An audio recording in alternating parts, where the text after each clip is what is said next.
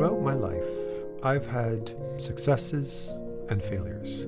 I've done things I didn't feel like doing, but felt like I had to, like working in customer service or working as a waiter to pay the bills, or taking art jobs I wasn't particularly thrilled with, especially at the beginning of my career, just to pay the bills type of idea.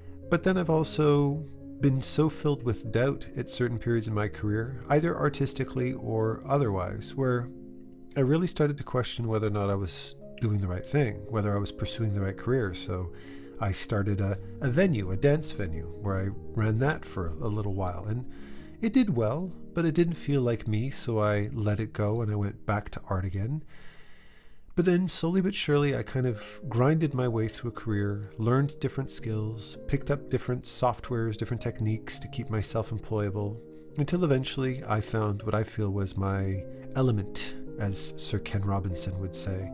I found my element as a teacher, as a YouTuber, etc. Basically, the Adam you see today. But the Adam that's talking to you through this mic right now, if you don't mind me speaking in the third person for a second there, is a product of all of the above. It's a product of my successes and failures. It's a product of my doubts and epiphanies and, well, the growth of life, basically. And I feel that my failures have been just as much of a teacher as my successes. And I want to walk you through that because ultimately, where you and I are right now, you as an artist, me as an artist, being here, sharing this space together, there are periods in our life where we really start to feel doubt. And when doubt starts to creep in to the choices that we make in our life, that's when we can start to explore, for better or for worse, other venues, other approaches, other techniques. We start to reevaluate ourselves as artists, as professionals, in a way that sometimes can benefit us, because we all have to learn from our mistakes and grow. But in other cases, it can be quite damaging and can derail your career, as mine did, something I've expressed in videos in the past, where I learned new softwares. I learned 3D, I learned After Effects, I learned Flash. I was chasing after careers all the time. All of that to finally come full circle and say, nah man, this isn't me. I can't sustain this for decades. It's just boring the crap out of me. Sure, 3D is cool and sure, Flash is cool, but goddamn, this is slowly eroding away at my patience. I'm slowly starting to lose the drive to even show up for work or even do anything. And I had to make some serious life decisions and say, if I'm going to continue forward, what does forward mean for me? My goal as an artist, as a professional, as a person, is not just to find my element, find my passion, but I want to do this sustainably. I don't want to burn myself out so fast that I don't last 5 years. I don't want to be so bored about what I'm doing that I just don't have any incentive, any reward for the hard work that I'm putting in and burn myself out. I want something that can fuel me emotionally and professionally well enough to keep me going. Now, of course, I know that life isn't binary. All life on Earth lives within a spectrum, and so do your emotions. And as such, I have days where I feel more passionate and days that I don't. But then, sometimes, something happens in society. Like, for instance, when 3D first came out, or when AI first started to become a thing, this threat comes out. Or, let's say, certain things happen online with social media, with your favorite platform like Instagram or YouTube or whatever, that things get shaken up, and all of a sudden, things that at one point worked for you aren't working anymore. They just aren't. That what brought you success and what gave you a little sense of relief and forward momentum with your career, they're not so much anymore. And when that happens, changes start to happen in a person's mind, in a creator's mind, in an artist's mind. And it's times like that, times like right now in society, that you need to be very mindful of the decisions that you make moving forward. And I feel that this video, as a result, this conversation I want to have with you, is not just directed at fellow artists. It's directed at teachers, it's directed at professionals, and it's directed at my fellow YouTubers. So if you're a fellow YouTuber listening right now, I want you to hear me out today, because this applies to you. It applies to, I would say, anybody who's heavily involved in social media and trying to get a name, try to run a business, try to advertise themselves online using social media. You need to be mindful of what's happening right now. I've noticed, and I'm sure all of my fellow creators out there, no matter what platform you're on, in fact, all creators, I've seen this in photographers, I've heard this from straight on YouTubers that just make YouTube their career, no necessary art involved, that we can sense that things are changing. Something's happening. I've noticed that, like, for instance, in YouTube, my primary social media platform, the one I like the most, the one I feel is best suitable for the type of content that I create, more long form content, that it's really kind of, I don't know what's going on with YouTube right now. And I'm sure there's a lot of other creators out there that can say this too. It's like the algorithm kind of went to crap and it's recommending completely random crap to me. It's almost as if it has no care in the world on what it is I want to watch, and it's pushing on me what it wants me to watch. And I've noticed how over time, because I know this is happening to all of us, that our views are down, or they're not getting recommended as much, the algorithm's kind of all over the place, and all that kind of crap. And that can have a domino effect on a lot of the other things that your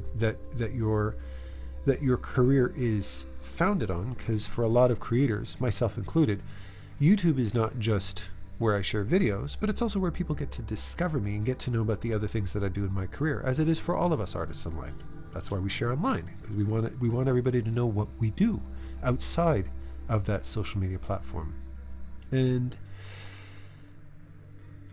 YouTube, without any explanation, and I remember this was the case with Instagram years ago, when things just kind of got weird, and photographers in particular were really like, this is no longer the platform we remember it as being.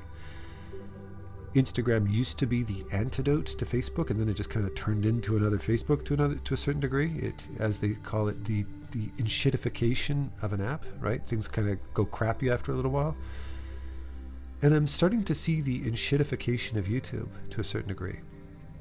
That algorithmically, I make it extremely clear what kind of content I want YouTube to push on me. I'm almost exclusively subscribed to fellow artists. That long list of art YouTubers that you can find in my description, I'm subscribed to every one of those, and I watch them all very regularly. That's why I'm always in the know when it comes to art stuff, right? And I even went so far as to go through my entire subscriber list, which was hundreds and hundreds of things I was subscribed to, and I unsubbed to 2/3 of them, just because I felt like I was being recommended a bunch of crap that I wasn't interested in. And it didn't seem to make a stitch of difference. YouTube kept pushing on me what it wanted me to watch. So I'd have to actively go out and seek these things.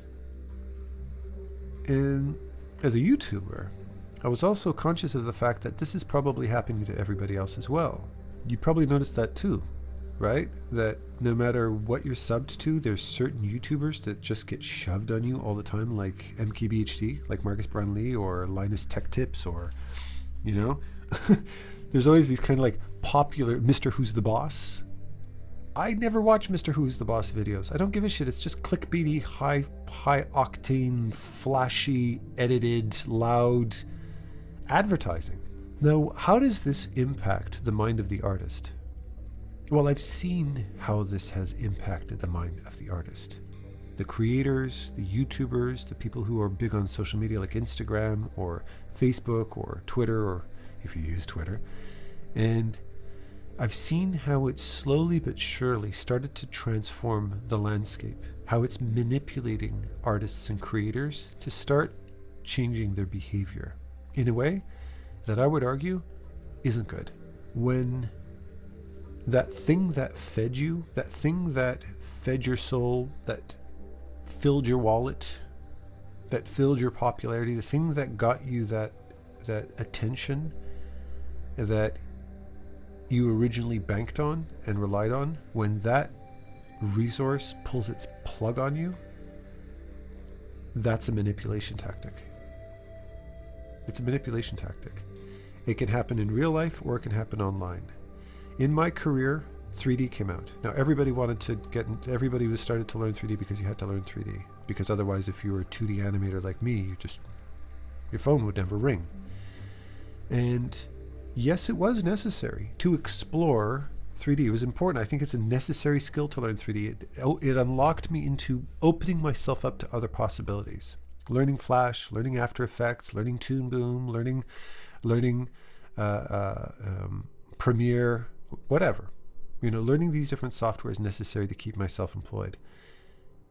But after a couple of years of doing that, I completely lost my sense of integrity. I completely lost my sense of artistic identity, an identity that I had taken 25 years prior to that career to develop. I had a very strong sense of identity. But then what happened is that identity got me an early false sense of security. I got jobs in console gaming very fast because I was a novelty. There weren't a lot of people that could draw like me. So back in the 1990s, I guess in the 1990s and the early 2000s, when my career really started to kick off, there was no such thing as 3D. So, anybody with a cartoon and an illustration background got gobbled up by the gaming industry really quick. So I started working on console games, and I worked on Pixar games, and I worked on all kinds of fun shit. But then the novelty of my skill slowly started to become less and less of a novelty. It started to become much more mainstream because gaming studios were employing a lot more. So all of a sudden it became harder and harder for me to land those same jobs that at a certain point they were throwing at me. And that started to fill me with self-doubt. I got this false sense of security at the very early beginning of my career. I thought, shit, this is a good start to my career. And then all of a sudden, that security blanket disappeared. And all of a sudden, I was starting to scrounge to find work. So I learned new skills. I changed my pitch. I updated my portfolio. I put different stuff in there until a point after around 10, 12, 15 years of this exhausting chase, I tapped out of the race. I couldn't run the marathon anymore. And I just said, I don't even know who the fuck I am anymore. I don't even know who I am. I was Adam the artist. I was Adam the animator. I was Adam the Disney guy all through my elementary and high school and college years and into my early career. And then all of a sudden, nobody gave a shit about that anymore. Everybody wanted me to learn Maya or Softimage or 3ds Max or whatever. And I was like, oh my God, I don't even know who I am anymore. What kind of drawings do I do? And if you look at my portfolio back during those years, you could see, I don't know if you can see it, but I could see identity crisis. It's like this guy's portfolio, I don't even know.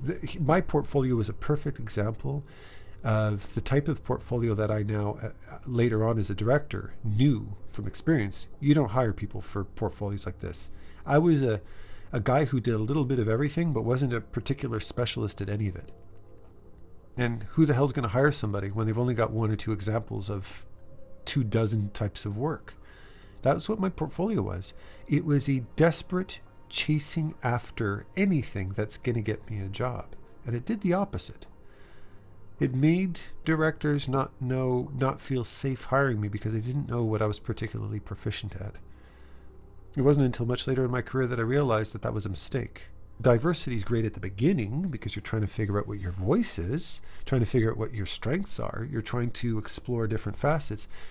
But if you really want to take it from there into the big leagues, so to speak, then that's when people start to expect you to have something reliable, something consistent, something unique that you can bring to the table, and something that's compatible with the studio or client that you're looking for.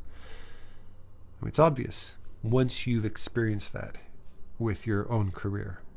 Recently, I watched the almost 2-hour, I think it was a 2-hour podcast with two phenomenal artists, Michael Kutsche from Germany and Maciej Kuciara.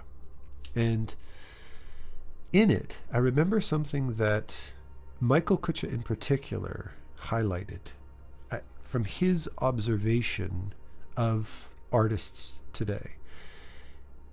And he said, and I'm paraphrasing here, of course, but he said something along the lines of, I think one of the things that really turned me off is when you go online and you look at ArtStation or Google or wherever it is you're looking at art, everybody's art looks the same.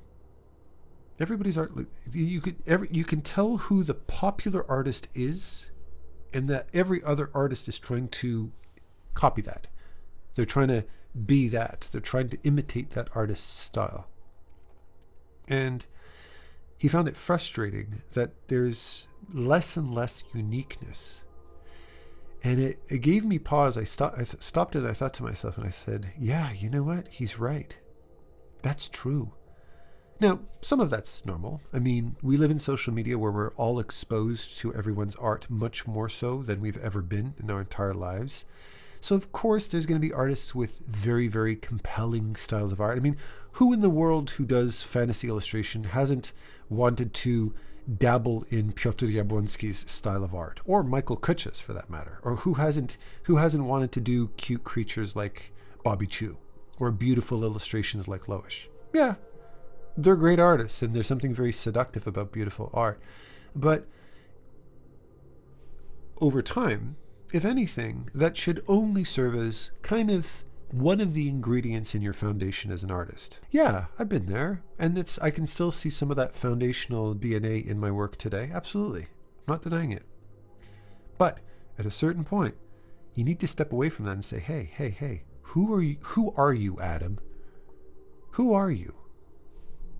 Are you just a watered down version of everybody else? Or are you something unique? But as you progress, as you mature artistically, you should start to realize that you want to start becoming more and more an individual. You want to start becoming more and more that first generation. And that first generation is where you become completely comfortable in your own skin. I could say absolutely objectively, without any hesitation, I've still got a lot of work to do.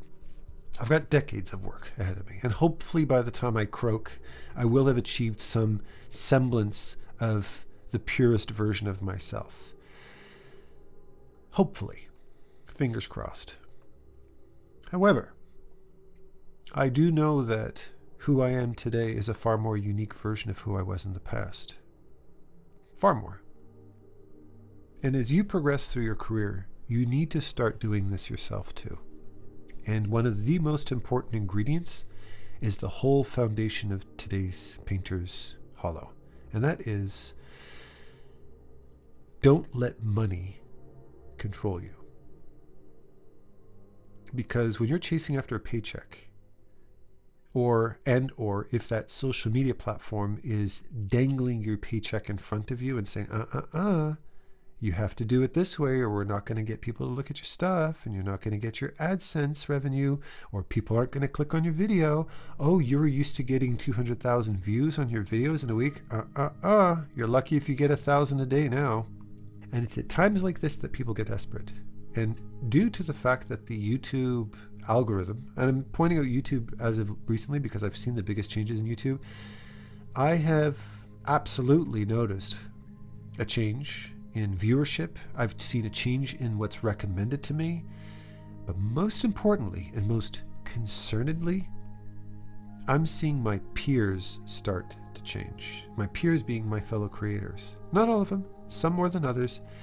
But what I'm starting to notice is artists turning into YouTubers. And I don't like it. I don't like it at all. I'm noticing that the YouTubers, and I'm not calling anybody out in particular because we're all guilty of it, myself included, by the way. So I'm not I'm not calling out other people. I'm calling out the collective, because this is what what manipulation does. I'm calling out this manipulation to heal myself and my fellow YouTubers out there, and you, if you're involved in this as well, is the ones that seem to have the quickest, at least short-term success with their YouTube videos are the ones that are following YouTube's formula the best, through their thumbnails, through the contrast in their thumbnails, through the titles and the red arrows and their clickbaity, emotionally triggering titles, and their, overexpressive faces, and the subject of their content and how they formulate their content and how they edit their voices and the spacing between each cut, that you can't distinguish the difference between an art YouTuber and a tech YouTuber and a psychology YouTuber. You can see how YouTubers are starting to become homogenized. Now we have to talk, because I don't think that's cool anymore when you're an artist. An artist, by their very nature, should be individuals whose gift is to stand out, whose strength as a creator, as an individual, is to be unique. Like Michael Kutsche said, what makes Michael did this beautiful hyper-realistic stuff for all of these different films like Jungle Book and John Carter of Mars and Alice in Wonderland, etc., etc., etc., all this gorgeous, gorgeous stuff. And then out of fucking nowhere just did this 180 and he went like acid trip, psychedelic, what? Like, you wouldn't even know it came from the same artist. But you could see how he went full on fine artist.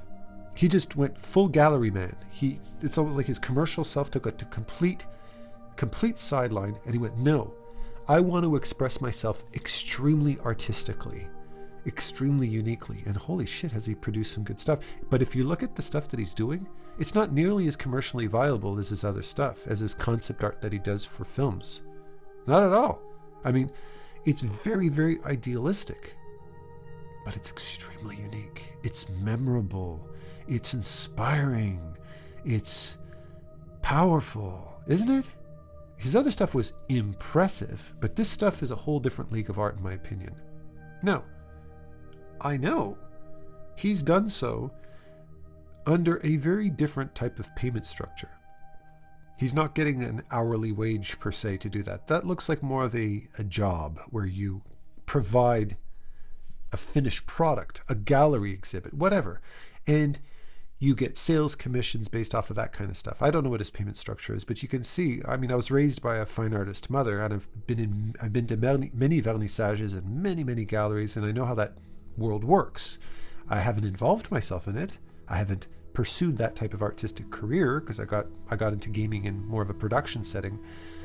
But I'm very familiar with that world, and Michael is taking a big psychological shift and career shift by doing something like that. It's a different demographic of artist altogether, but holy fuck, do I respect him for that?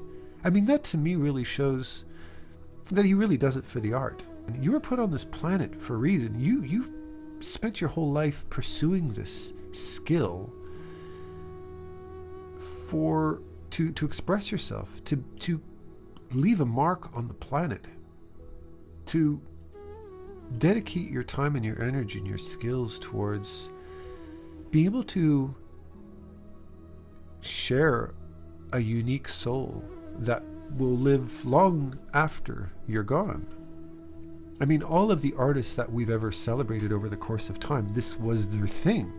You cannot compare Sargent to Bouguereau to Modigliani to Picasso to Rembrandt. I mean, these are different DNAs. They use paint, they see color, they compose differently, they think differently, they break the rules differently. But nowadays, social media's got everybody by the balls so tight, and I'm calling it out because I want us, as artists, to start not being afraid to be ourselves. Don't be afraid to be yourself. In fact, if you're not being yourself, how much of an artist are you really being? There's a reason why designers make a distinction between being an artist and being a designer. And let's not confuse an artist with a designer. A designer is not an artist, first and foremost. A designer is a business person. I'm not trying to team people up in groups of the pure and the less pure artists. No, I'm not. I'm saying these are two distinct environments that need to be handled differently. There's a lot of good that can come from listening to and learning from a designer. But don't think that a designer is a be-all end-all in telling you how your career should be made. Otherwise, you're just gonna follow the pack. And an artist, by their very definition, do not follow the pack. They are the pack leaders of their own creations.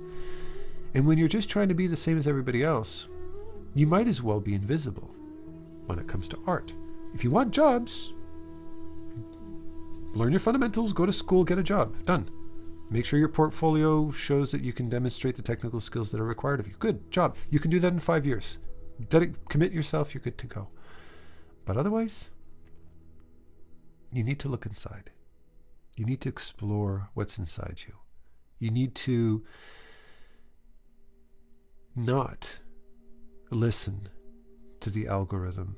You need to not give a shit if you've got views or not. A lot of people don't know this about my Painter's Hollow videos. Do you know why I decided to rebrand my art talks into Painter's Hollow? Do you know why I'm making these videos so passionately and so consistently?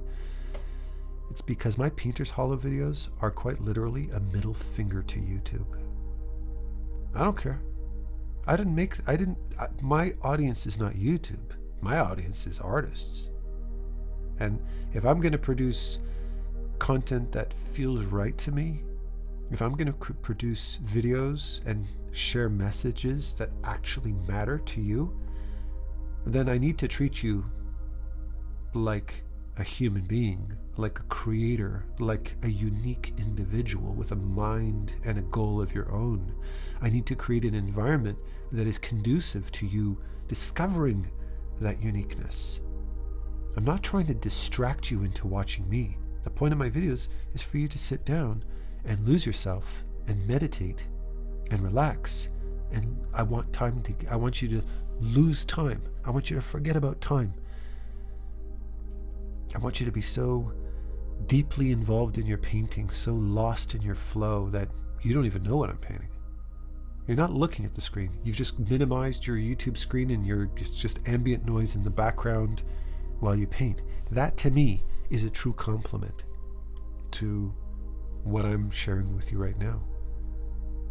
Everything that my Painter's Hollow represent is the opposite of what YouTube wants me to create.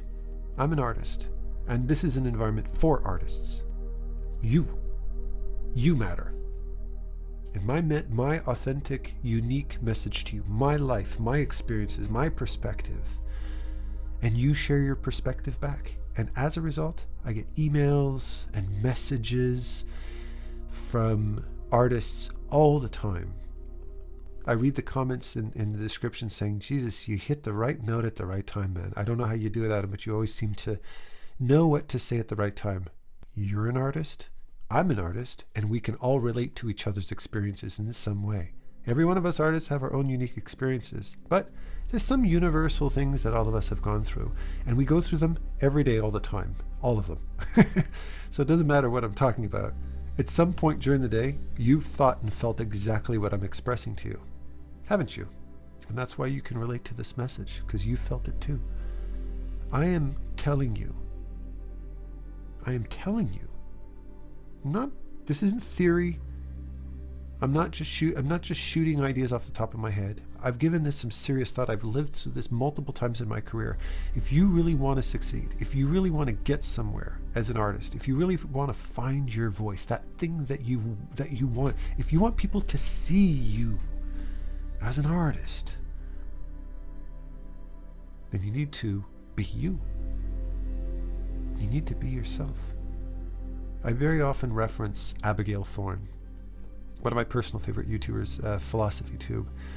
And I watched her videos since before she came out as trans. And it's remarkable. I even mentioned her in one of my earlier videos how she was one of my, quote, role models in life. I really found her as a role model in the sense that when she came out, it was remarkable how much more personality and energy and fire and wisdom and charm and beauty she had in 5 minutes of being herself, her true self, than she had in many years pretending to be a man in a man's body. And there's something that I find incredibly moving and powerful and beautiful watching her as somebody who just exploded onto the scene with this personality that you never even knew she had. And every time I watch her, I don't just hear her philosophy and I don't just learn from her, but I also learn from her very presence, from the energy that she exudes in the skin she belongs in. And you too have a skin you belong in. And I want, as an artist, you need to be able to explore this in every facet of who you are. From your personal life to your social life, and my God, from your artistic life. If being yourself comes at the cost of clicks, if being yourself comes at the cost of popularity, then perfect. Because you can spend your entire life trying to pretend to be something you're not and feel invisible. Or you can spend 5 minutes being yourself, and if one person sees that and recognizes that true self of yours, you're going to feel more nourished emotionally, spiritually, socially than you have in your entire life. You don't need 1 million followers. I don't need 1 million views on my videos. I need one view where I touch somebody's life in an authentic way. Just one. If I can touch one soul speaking my true authentic voice, then I'm 100% a success, and I don't give a shit if YouTube pays me one red stupid penny. I don't give a rat's ass. I don't care. I care. To me, one of the greatest compliments I get, especially when I meet my students for the first time or if I have consultations, one of the nicest compliments I get sometimes is, thank God you're the same person in person that you are in your YouTube videos. So I try my best to be that as much as possible. I'm not perfect, but I'm getting better at it. And hopefully by the time I've reached my final form when I'm 125 years old, I will finally produce a piece of art that feels 100% mine. All right. And with that said, I love you all with all my heart for who you truly are, and happy painting. Take care.